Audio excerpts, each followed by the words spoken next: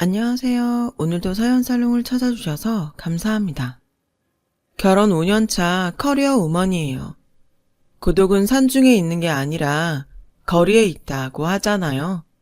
저처럼 가족이 없이 자란 사람들은 이 말에 공감할 거예요.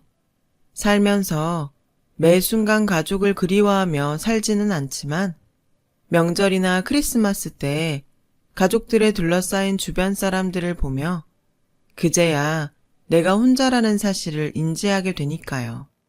저 역시 그랬어요. 그런데 결혼해서 말도 많고 탈도 많은 시댁 식구들과 북적이며 살다 보니 외톨이였던 시절로 다시 돌아가고 싶지 않더라고요. 그래서 난생 처음 용기라는 걸 내보기로 했어요. 나를 가족으로 받아준 사람들을 위해 지금의 가정을 지키려고 말이죠. 저에게는 어린 시절 기억이라고 할 것도 변변이 없어요. 공원에서 부모 손에 버려진 저를 근처에서 풍선 팔던 아저씨가 발견해 인근 파출소에 데려다 주었고 이후엔 시설에 들어가게 되었다는 얘기만 들었을 뿐이니까요. 부모한테 버려진 충격이 커서 그랬는지 저는 시설에 들어간 지 얼마 안 돼서 심한 열병을 앓았대요. 그 탓에 7살 이전의 기억은 없어요. 차라리 다행인지도 모르죠. 자기 자식을 버릴 정도의 부모 밑에서 자란 어린 시절이 좋아봐야 얼마나 좋겠어요. 모르는 게 약이라고 차라리 기억이 없으니 그리워할 시절도 없어서 오히려 나았어요. 하지만 그런 저에게도 잊지 못할 사람이 하나 있어요. 공원에서 비를 맞고 울고 있는 저를 발견해 근처 파출소에 데려다 주었던 풍선장수 아저씨예요. 솔직히 풍선장수 아저씨가 저를 파출소에 데려다 주었던 기억은 안 나요. 다만 제가 시설에서 지내는 동안 풍선장수 아저씨가 종종 찾아와서 그때의 일을 들려줘서 알게 된 거죠. 니한테는 아픈 기억일란가 몰라도 그래도 알아야 하지 않겠냐? 운 좋으면 너그 부모를 찾을 단서를 찾을란가도 모르고 말이여. 너만한 자식을 기르는 입장으로다가 나아가 볼 적엔 너그 부모가 널 버린 것은 아닌 것 같아. 암만 너그 부모도 뭔가 사정이 있었겠지. 안 그냐? 그니께 좋게 생각하자. 모르긴 해도 너그 부모도 시방 전국 팔도를 돔시롱 너 찾느라고 눈알이 빠질 것인께. 지 새끼 잃은 부모는 말이여 먹어도 먹는 것이 아니고 살아도 사는 것이 아닌 법이다. 근께 너도 포기하들 말고 뭐라도 자꾸 떠올려 봐야. 아저씨 말 알겠제? 투박한 말투였지만 아저씨의 말 속에는 제가 부모님을 찾길 바라는 진심이 고스란히 들어있었어요. 그리고 그 마음은 저에게도 온전히 전해졌고요. 아저씨는 종종 시설에 찾아와 저와 아이들한테 풍선을 나눠주셨어요. 길쭉한 막대 풍선을 이리저리 돌리고 조여서 푸드리며 칼을 만들어주셨죠. 그래서 아이들도 아저씨를 좋아했어요. 아저씨 팔뚝에 진하게 그려진 호랑이 문신을 보기 전까지는요. 풍선을 얻으려고 아저씨 꽁무니만 졸졸 따라다니던 아이들은 아저씨랑 눈이라도 마주칠세라 꼭꼭 숨었죠. 여전히 아저씨 옆을 지키는 건 오직 저뿐이었어요. 어른도 넘어짐시롱 크고 그란다. 이 호랭이는 나가 철없을 적에 하도 속이 미친년 꽃다발맹크로 발광을 해서 정신 좀 차리려고 그려 넣은 것이여. 처음엔 괜히만 하던 것이 살이 쪄서 그런가 시방은 백두산 호랑이 맹크로 커불었지 뭐냐. 아가, 너도 이 호랭이가 무섭냐? 아저씨는 시험지 채점을 앞둔 아이처럼 걱정스러운 눈빛으로 저를 바라보았어요. 저는 대답 대신 호랑이 문신에 일회용 반창고를 붙여주었죠. 이러면 안 무서울 거예요. 아저씨는 한참 동안 반창고를 내려다보시다가 저를 안아주셨어요. 아저씨 어깨가 들썩이고 흐느끼는 소리가 들렸지만 저는 모른 척 했죠. 왠지 그래야 할 것 같았거든요. 그날 이후 풍선장수 아저씨는 더 이상 보육원에 오지 않았어요. 그렇게 시간이 흘렀고 9살이던 저는 중학교에 들어갈 나이가 되었어요. 그 흔한 사진 한 장 같이 찍은 게 없어서 언제부턴가 아저씨 얼굴도 기억이 가물가물하더라고요. 기억나는 건 아저씨 팔뚝에 그려진 호랑이 문신뿐이었어요. 사춘기에 접어선 저는 보육원에서도 학교에서도 말수가 많이 줄었어요. 늘 있는 듯 없는 듯 조용히 지냈죠. 내게는 나를 지켜줄 사람이 없다는 걸 일찌감치 깨달았던 탓일 거예요. 내일 학교로 부모님 모셔와. 부모 없는 아이들에게 이 말처럼 무서운 말도 없거든요. 그러니 그런 소리를 듣기 전에 알아서 빌미를 안 만드는 게 최선이다 생각했죠. 며느리 시집살이 하는 심정으로 보고도 안 본 척, 들었어도 안 들은 척, 괜히 남의 일에 나서지 않고 몸살이며 숨죽이듯 그렇게 살았어요. 그러다 보니 별명이 투명인간이 됐고요. 주변에 누가 잘못을 했든 억울한 누명을 썼든 눈을 감고 귀를 닫고 산 탓에 저에게는 친구가 하나도 없었어요. 당연하죠. 그렇게 의리 없는 애랑은 나라도 친구하기 싫으니까요. 같이 놀 친구도 없으니 남는 시간엔 공부를 하거나 책을 읽었어요. 학교 도서관은 그런 저의 아지트였죠. 오래된 책에서 풍기는 쿰쿰한 책곰팡이 냄새가 전 그렇게 좋더라고요. 그러다 내친 김에 도서관에 있는 모든 책에 제 이름이 적힌 대출카드를 남기고 싶다는 생각을 하게 됐어요.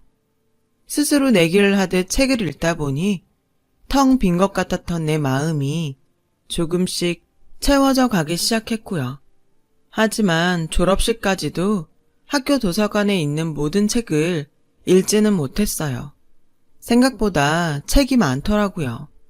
고3이 되고는 수능 준비로 바빠서 좀처럼 책을 읽을 시간도 없었고요. 하지만 꾸준한 독서 덕분에 고액의 논술학원에 다니지 않았음에도 저는 논술평가에서 1등을 할 수 있었어요. 당시 대입시험은 논술시험 성적이 당락을 좌우할 정도로 높은 비중을 차지하고 있었는데 그런 점에서 저는 대학 입시에 유리한 상황이었죠. 모의고사 성적과 내신 성적이 꽤 좋기도 했고요. 하지만 문제는 돈이었어요.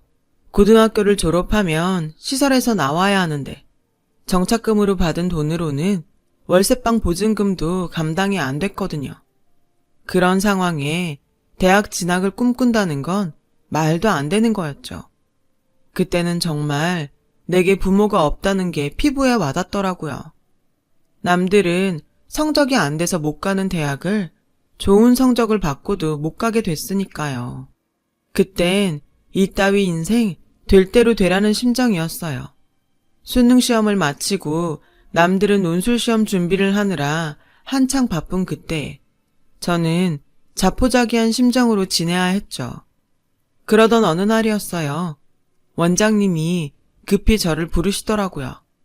아무래도 퇴소 문제 때문인 것 같아서 마음의 준비를 하고 원장실을 찾아갔죠. 그런데 뜻밖의 얘기를 하시지 뭐예요. 지영아, 너 대학 갈 수 있겠다. 널 후원하겠다는 분이 나섰어. 대학도 보내주시고 네가 원한다면 유학도 보내주시겠단다. 이게 꿈이냐 생시냐? 원장님은 당사자인 저보다도 더 신이 나서 어쩔 줄 몰라 하셨어요.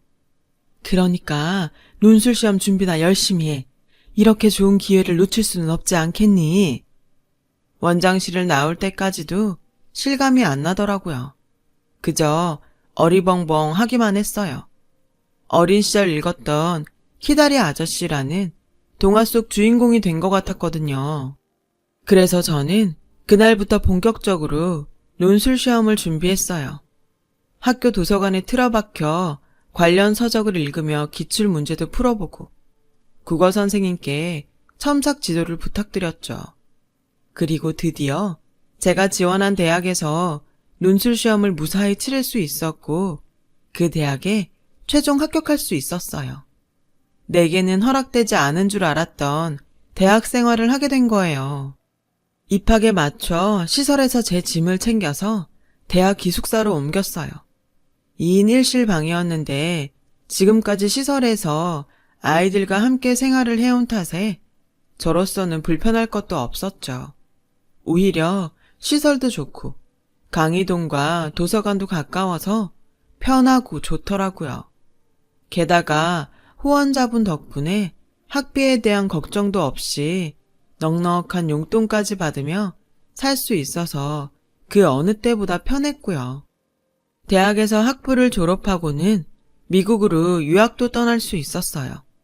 그동안 학점 관리를 잘한 덕분에 저희 학교와 자매 결연을 맺은 미국 대학의 교환학생으로 가게 됐거든요. 출국을 앞둔 일주일간은 제가 자란 시설로 돌아가 보육원 아이들과 함께 시간을 보내기로 했어요. 저한테는 고향집 같은 곳이기도 했고 원장님께 물어볼 것도 있었거든요. 후원자를 만나고 싶다고? 네, 대학까지 보내주시는 것도 감사한데 유학까지 보내주신다니까 가만히 받고만 있을 수는 없어서요. 피 한 방울 안 섞인 저한테 그동안 너무도 많은 걸 지원해 주시기도 했고요. 만나 뵙고 감사 인사라도 드리고 싶어요. 그러자 원장님은 난처한 표정으로 그러시더라고요. 네 마음은 충분히 이해를 한다만 처음부터 널 후원하는 조건이 절대로 자신의 신원을 밝히지 않는 거였어. 아무래도 찾아뵙는 건 안 될 것 같구나. 아, 차라리 감사 편지를 쓰면 어떨까? 편지는 내가 직접 전해드릴 수 있거든. 그렇게 저는 후원자분께 감사 편지를 쓰게 됐고 얼마 뒤 유학길에 오르게 되었어요. 미국에 도착하고 얼마 뒤 원장님한테 편지는 잘 전했다고 연락이 왔어요. 편지를 받은 후원자분께서 제게 몸 건강히 공부 잘 마치고 돌아오라는 말을 전해달라고 하셨다더군요. 그렇게 얼굴도 모르는 분의 후원 덕분에 저는 4년간의 유학 생활을 무사히 마칠 수 있었어요. 그리고 한국에 들어와서는 곧바로 취업 전쟁에 뛰어들었죠. 미국에 있는 동안 이름 있는 기업에서 인턴 생활을 경험했던 터라 내심 합격할 자신도 있었어요. 가고 싶은 회사를 골라 총 5군데의 입사원서를 넣었는데 저는 그중 3군데에서 서류 심사에 합격해 최종 면접을 보게 되었어요. 압박 면접이 꽤 살벌하게 진행된 탓에 합격자 발표를 앞두고는 왠지 자신이 없어지더라고요. 지원자들이 다들 학벌도 좋고 스펙도 좋아서 많이 주눅이 들었거든요. 불안한 마음이 현실이 되었는지 저는 첫 회사에서 불합격 통보를 받았어요. 불안하긴 했지만 막상 떨어졌다는 문자를 받으니 겁이 나더라고요.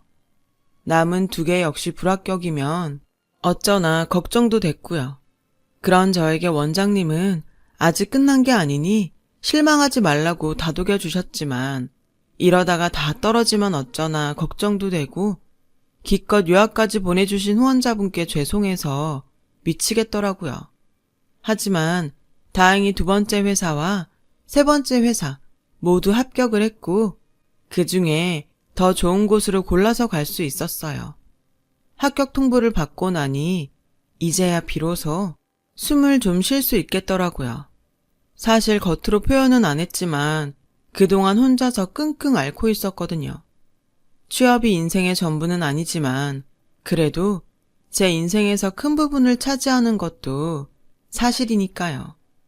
그렇게 저는 27 끝자락에 비로소 홀로서기를 할 수 있었어요. 그리고 첫 출근에 앞서 후원자분께 2번째 편지를 썼죠. 덕분에 좋은 환경에서 공부할 수 있었고 좋은 회사에도 취직할 수 있었다고요.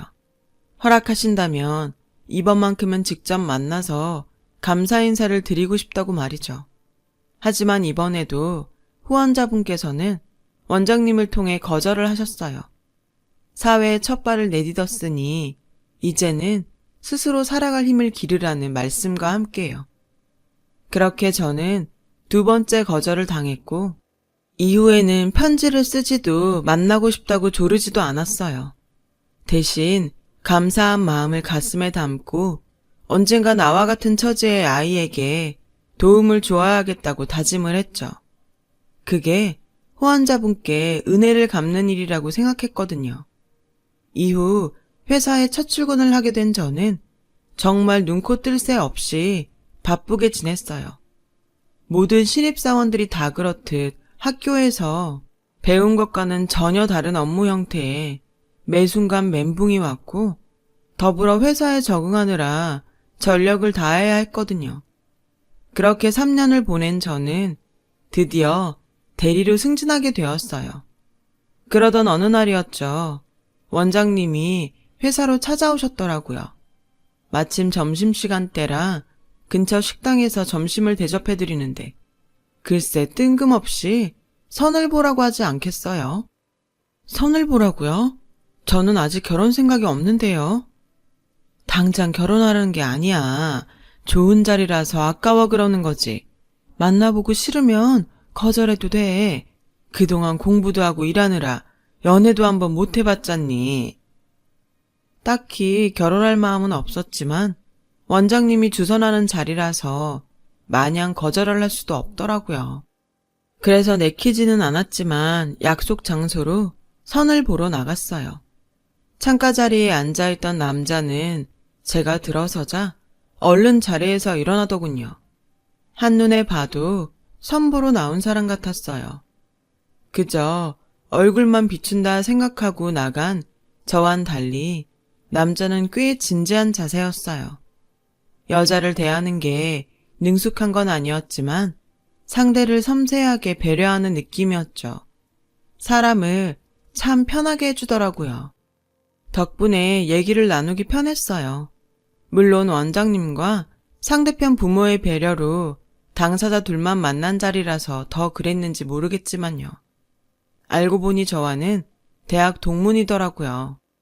컴퓨터 공학과를 졸업하고 현재는 프로그래머로 일하고 있다고 했어요. 어릴 때 부모님이 맞벌이를 하셔서 주로 혼자 지내는 시간이 많았어요. 그래서 컴퓨터를 끼고 살았죠. 빈집에서 친구랑 노는 것처럼요. 아버지께선 도대체 커서 뭐가 되려고 그러냐고 많이 혼내셨는데 덕분에 이렇게 진로도 찾고 돈도 벌고 살아요. 지영 씨는 뭐 좋아해요? 책 읽는 거요. 제가 친구가 없거든요. 어릴 때부터 혼자 도서관에서 책 읽는 게 제일 편하고 좋았어요. 그게 습관처럼 돼서 지금도 쉬는 날엔 집 근처 공공도서관을 찾곤 하고요. 그럼 이제부터는 우리 둘이 만나서 놀면 되겠네요. 컴퓨터랑 책 대신 우리끼리 친구예요. 맞선 남의 느닷없는 제안에 머뭇거리긴 했지만 싫지 않더라고요. 30이 넘어서야 친구를 사귀게 되다니 기분이 묘했죠. 그 주 토요일 그렇게 우리는 자연스러운 애프터 만남을 가졌어요. 결혼을 전제로 상대를 탐색하려고 만나는 게 아니라 놀려고 만나는 거라 생각하니 왠지 마음도 가볍고 설렜죠. 우린 편한 차림으로 문래동 예술촌에 들러 폐공장에서 하는 미디어 아트 전시를 봤어요. 기억이라는 제목으로 열린 그 전시는 예술과 기술이 접목된 작품들로 꽤 다양한 방식으로 인간의 보편적 감성과 추억을 표현하고 있었어요. 그중 제 눈을 사로잡은 건 풍선이었죠. 풍선을 놓친 아이가 하늘로 올라가는 빨간 풍선을 향해 손을 뻗고 있었어요. 까치발까지 하곤 간절하게 손을 뻗어보지만 결국 풍선은 저 멀리 날아가 버리고 말았죠. 구름 위에는 아이들이 놓친 풍선들이 색색가지로 쌓여 있었어요. 그 풍선들이 하나씩 터지면서 오래전 골목길과 학교 운동장, 딱지와 인형에 대한 추억이 담긴 영상이 펼쳐졌어요. 별것 아닌 그 영상 앞에서 저는 한참을 서 있었어요. 사라진 줄 알았던 7살 이전의 기억이 부분 떠올랐거든요. 엄마, 아빠, 그리고 우리 집의 모습이요. 저는 아빠 손을 잡고 병원에 입원해 있는 엄마를 찾아가곤 했어요. 산소호흡기에 의지해 간신히 숨을 쉬던 엄마는 결국 돌아가셨고, 아빠와 저는 장례식장에 놓인 엄마 영정 앞에서 울고 있었어요. 제가 아빠와 헤어진 그날은 엄마가 죽고 처음 맞는 어린이날이었죠. 술에 취해 쓰러져 있는 아빠를 흔들어 제가 놀이동산에 가자고 졸랐어요. 아빠는 그런 저를 휑한 눈으로 바라보다 제 손을 잡고 집을 나섰죠. 하지만 아빠와 제가 간 곳은 놀이동산이 아닌 한강공원이었어요. 저는 벤치에 앉아 음료수를 사러 간 아빠를 기다렸지만 아빠는 오지 않았고, 갑자기 내린 비에 돗자리를 깔고 잔디밭에 앉아 놀던 가족 단위 사람들은 서둘러 자리를 떠나버렸죠. 유일하게 남은 건 저와 풍선장소 아저씨 둘 뿐이었어요. 제게 손을 내밀던 풍선장소 아저씨의 커다란 손이 제 마지막 기억이에요. 생각지 못한 순간에 느닷없이 떠오른 기억에 전 숨도 쉬기 힘들 정도로 감정이 격해졌고 토해내듯 울음을 쏟았어요. 순간 관람객들의 시선이 제게 쏟아졌고 맞선남은 겉옷을 벗어 제 얼굴을 감싸곤 가만히 안아주더군요. 저는 그렇게 안긴 채 한참을 울었어요. 그날 맞선남의 차를 타고 저희 집까지 오는 내내 그는 제게 아무것도 묻지 않았어요. 먼저 입을 연 건 저였죠. 아까는 미안했어요. 갑자기 어린 시절 기억이 떠오르는 바람에 감정이 격해졌나 봐요. 저 때문에 많이 곤란했죠? 아니요. 오히려 다행이라고 생각했어요. 저라도 옆에 있어서. 그 순간 맞선남의 그 말이 그 어떤 위로보다 따뜻하게 느껴졌어요. 처음으로 나 아닌 누군가에게 기대고 싶다는 생각을 하게 되었죠. 그래서 가슴에 꽁꽁 싸매고 있던 제 과거와 지금까지 살아온 얘기들을 모두 털어놓았어요. 이런 나여도 괜찮냐는 시기기도 했지만 사실은 이런 나를 좀 품어달라는 간절한 부탁이기도 했죠. 그날 헤어진 이후 며칠간 맞선남에게선 연락이 오지 않았어요. 수요일쯤 되자 후회가 되더라고요. 내가 분위기에 휩쓸려 괜한 짓을 해서 웃음꼴이 됐다고 자책도 했고요. 그런데 다음 날 퇴근을 하는데 회사 앞에 맞선남이 서 있더라고요.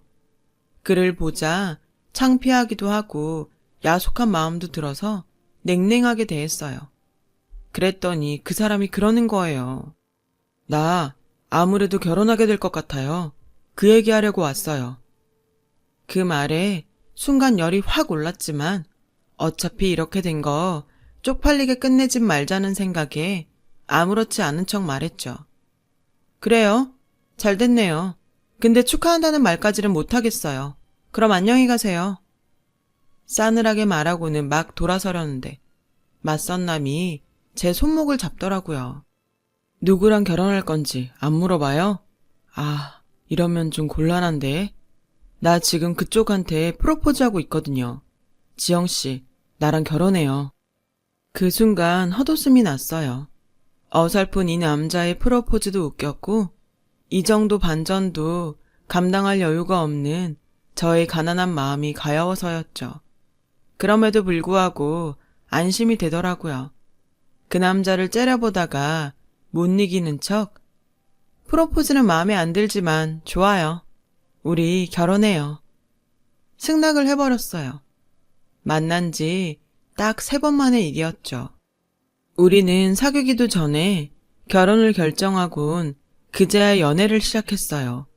순서는 뒤바뀌었지만 연애를 하는 동안 내 결정이 틀리지 않았다는 확신은 점점 강해졌죠. 그런데 예랑의 집을 방문하고는 솔직히 그 마음이 살짝 흔들리긴 했어요. 자식은 부모의 거울이라는데 아버님이 얘랑과는 달라도 너무 달랐거든요.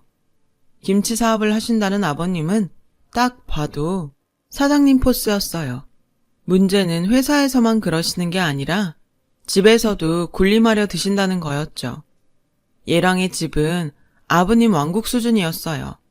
아버님의 말에 따라 예랑과 어머님은 일사불란하게 움직였고 아버님 밑에서 일하는 남편의 외삼촌도 마찬가지였죠.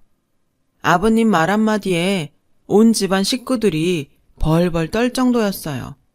아버님 눈 밖에 나는 순간 끝인 거였죠. 우리 결혼에 대한 결정 역시 온전히 아버님의 허락에 달려 있었고요. 그래, 결혼하면 일은 어떡할 거냐? 계속 할 거냐? 아니면 살림을 할 거냐? 그러자 어머님이 끼어드셨어요. 여자가 결혼을 했으면 살림을 해야지. 30이면 서둘러 애를 낳아도 남들보다 처지는데 일은 무슨? 그 순간 아버님이 버럭 소리치셨어요. 어디서 감히 끼어들어? 내가 지금 당신 헛소리 듣겠다고 이러는 거야? 어디서 건방지게. 잔말 말고 입 다물고 가서 상이나 차려. 아가, 네가 직접 대답해봐라. 일은 어떻게 할 거냐?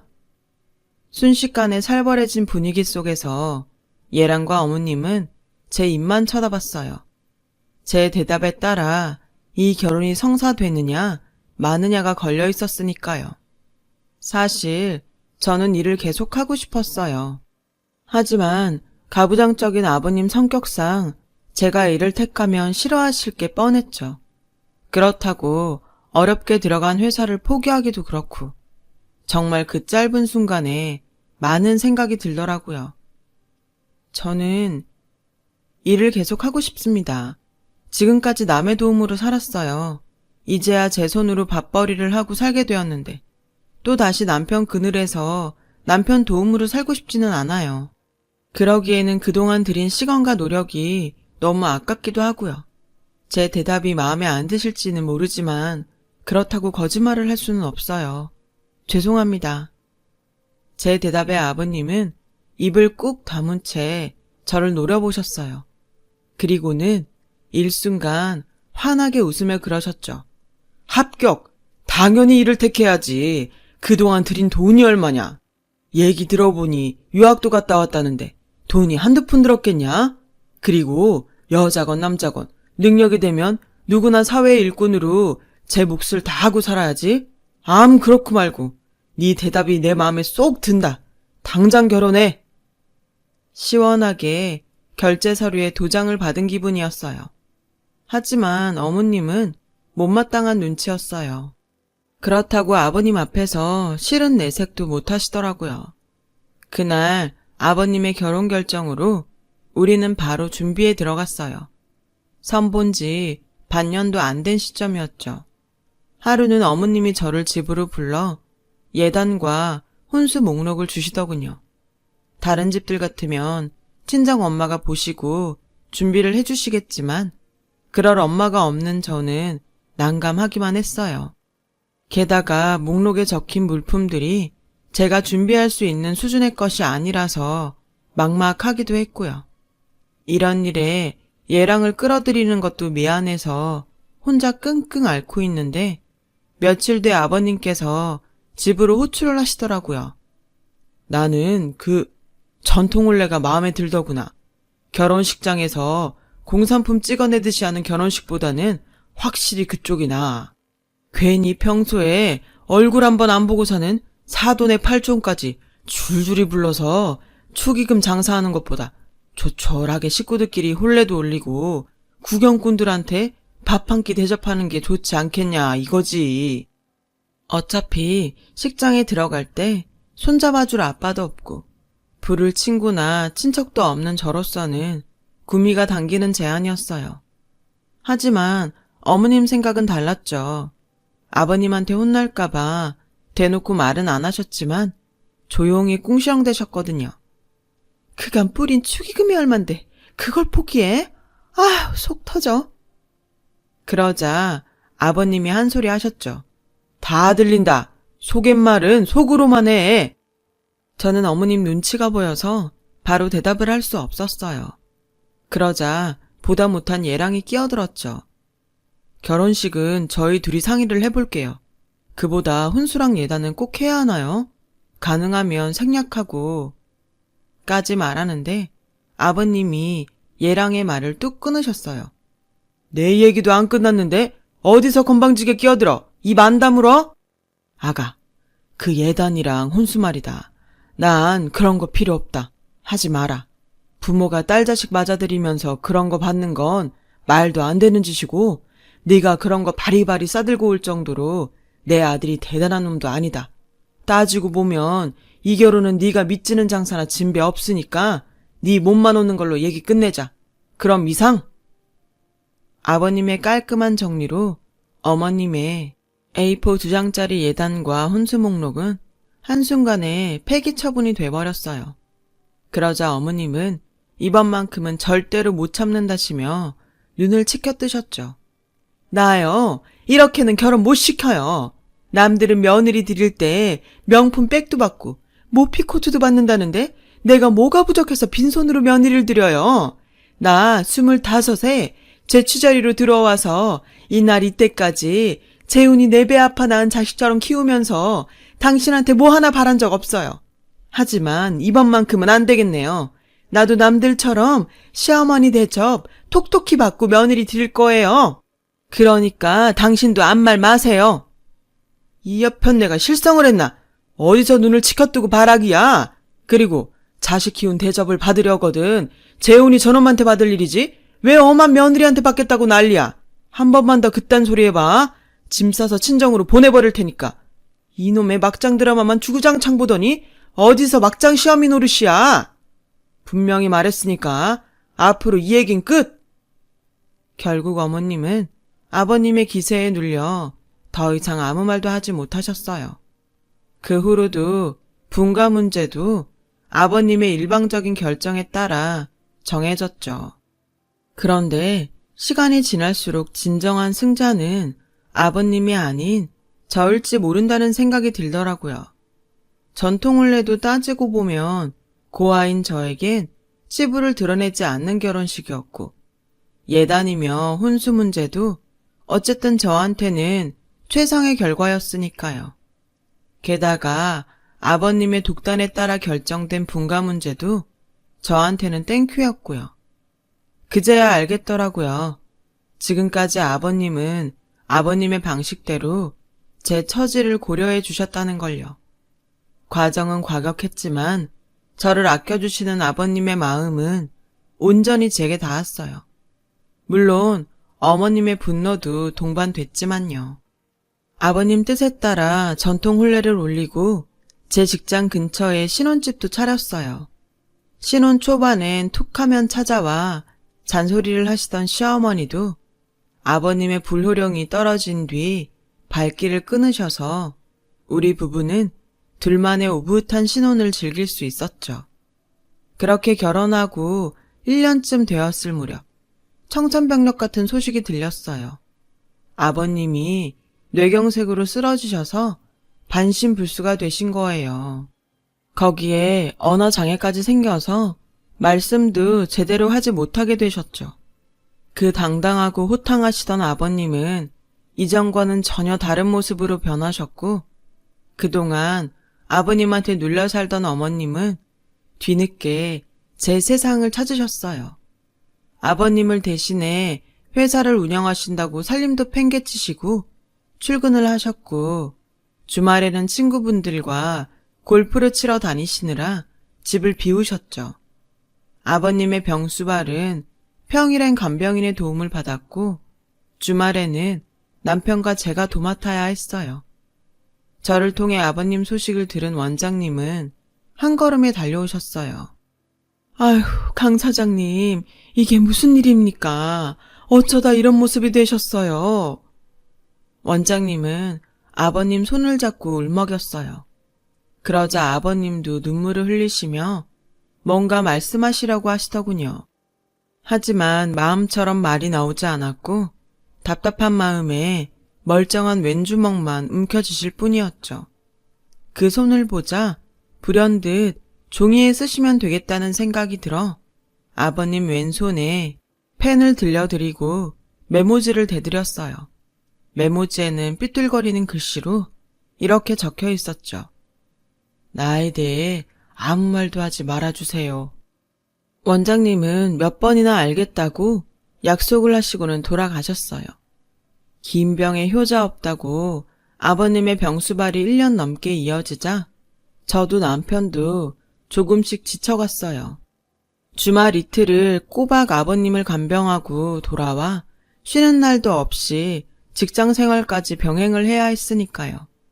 그러는 와중에도 어머님은 아버님 병수발은 나몰라라 하셨어요. 늘 회사 일로 바쁘시다며 아침 일찍 나가서 밤 늦게야 들어오셨죠. 간병인 아주머니 말에 따르면 종종 외박을 하는 것 같다고도 했고요. 저는 이렇게는 안 되겠다 싶어서 회사에 반차를 내고 아버님 회사로 어머님을 만나러 갔어요. 아버님이 계시는 집에서는 말하기는 곤란했으니까요. 그런데 어머님이 안 계시더라고요. 출발 전에 어머님께 전화했을 때 어머님이 회사라고 하셨거든요. 주문량이 많아서 자리를 뜰 수 없다고요. 하지만 제가 둘러본 김치 공장은 전체 라인의 절반 이상이 멈춰 있었고 직원도 너댓 명밖에는 없었어요. 그래서 공장장님께 공장 상황을 물었죠. 큰 사장님 쓰러지시고 사모님이랑 사모님 남동생이 다 말아 드셨어요. 매출이 좋은데도 직원들 월급도 밀리고 대금 결제도 안 해주니까 어쩌겠어요. 직원도 다 나가고 배추 대주던 농가도 다 떨어져 나가고 꼴랑 요 사람들만 남아서 쇼핑몰 주문만 받고 있는데 그나마도 얼마 못 갈 거예요. 큰 사장님 계실 땐 비싸도 고춧가루며 마늘, 생강까지 다 국산으로 했는데 원가 아낀다고 사모님이 중국산으로 돌려버린 탓에 단골 다 떨어졌거든요. 벌써 몇 달째 회사에도 잘 안 나와요. 충격 그 자체였어요. 공장 상황이 이런데도 어머님은 그동안 명품백에 구두, 심지어 차까지 바꾸고 온갖 사치를 다 부리셨거든요. 툭하면 사업하려면 가꿔야 한다고 말씀하시길래 그런가 보다 했는데 완전히 뒤통수를 맞은 거죠. 평소 성격대로라면 남이야 어떻게 되든 손 놓고 뒤로 물러서서 있을 저였지만 남편과 아버님을 생각하니 도저히 그냥은 못 있겠더라고요. 그래서 난생 처음 남의 일에 참견을 하기로 했어요. 일단 남편한테 김치공장 상황을 전하고 어머님한테는 아무 내색도 안 한 채 업체에 연락해 어머님의 뒷조사를 의뢰했어요. 그 주 주말에 저 혼자 시댁에 찾아가 아버님 간병을 하는데 생각지 못한 문제가 생겼지 뭐예요. 일요일이라 아버님 목욕을 시켜드려야 하는데 남편이 김치공장 일로 못 와서 제가 직접 아버님을 씻겨드려야 하는 상황이 된 거예요. 이런 일은 처음이라 난감하더라고요. 그건 아버님도 마찬가지셨죠. 아버님은 한사코 안 씻겠다고 하셨지만 밤에 진땀을 많이 흘리셔서 그럴 수가 없는 상황이었어요. 결국 물수건으로 중요 부위를 제외한 다른 곳만 제가 닦아드리는 걸로 협의를 하고 아버님 상의를 벗겨드렸어요. 그런데 아버님 오른팔에 낯익은 문신이 있지 뭐예요? 풍선장소 아저씨의 호랑이 문신이요. 문신을 보고 놀라자 아버님은 서둘러 왼손으로 문신을 가리셨어요. 그리곤 당황하신 듯 웅얼거리셨죠. 잘 알아들을 수는 없었지만 분명 시방, 거시기라고 하신 것 같았어요. 저는 그 길로 원장님께 전화를 걸어 혹시 아버님이 풍선장소 아저씨냐고 물었어요. 원장님은 어떻게 알았냐고 오히려 되물으시더군요. 그리고는 다 알려진 마당에 뭘 더 감추겠냐면서 그동안 저를 후원해준 분이 아버님이라고 했어요. 강 사장님이 비밀로 해달라고 하셨지만 그러다 그냥 돌아가시면 너도 가슴에 맺힐 거 아니니 너를 며느리 삼아 딸처럼 데리고 살고 싶으시다고 하도 부탁하셔서 선자리도 마련했는데 다행히 일이 잘 돼서 얼마나 좋아하시던지. 근데 그 얘긴 누구한테 들은 거니? 풍선장수 얘긴 강 사장님이랑 나밖에 모르는 일인데 네 남편이랑 시어머니도 몰라. 그 말을 듣자 가슴 깊은 곳에서부터 뜨거운 무언가가 번져 올랐어요. 그 길로 아버님 방으로 달려가 아버님을 끌어안고 엉엉 울었죠. 왜 진작 말 안 했어요? 내가 그동안 아저씨를 얼마나 그리워했는지 알아요? 그렇게 기다려도 안 와서 아저씨도 날 버린 줄 알고 무서웠다고요. 나 몰래 후원해 줄 게 아니라 차라리 나 보러 와주지 그랬어요. 난 그거면 됐는데, 그걸로 충분했는데. 미안해요, 아저씨. 내가 아저씨를 알아보지 못해서 정말 미안해요. 아버님은 불편한 몸으로 제 머리를 쓰다듬어 주시며 눈물을 흘리셨어요. 오래전 저를 안아주시던 아저씨의 따뜻한 품, 그대로였어요. 그리고 며칠 뒤 업체에서 연락이 왔어요. 어머님이 그동안 아버님 명의로 된 땅이며 은행 잔고, 회사 수입을 열심히도 친정으로 빼돌리고 있었더라고요. 게다가 현재 운전기사랑 딴 살림까지 차리고 계셨고요. 남편과 함께 변호사를 찾아가 소송을 의뢰하고 공장장님을 만나 공장을 어떻게 정리해야 할지 상의했어요. 공장장님은 저희가 공장을 운영할 생각이 없다면 자신이 한번 해보겠다고 하시더라고요.